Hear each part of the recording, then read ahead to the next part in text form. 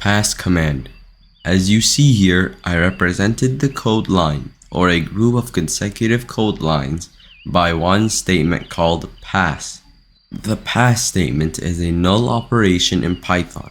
In simple words, do nothing operation in Python.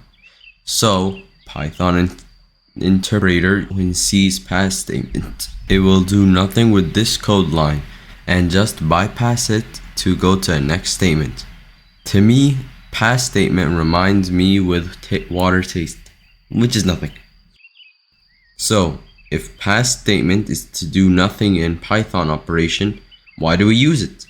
1.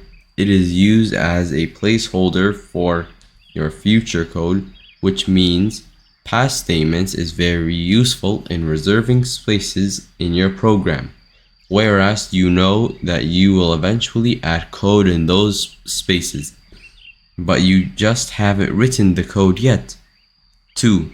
Using pass statement avoids getting syntax error when empty code is not allowed.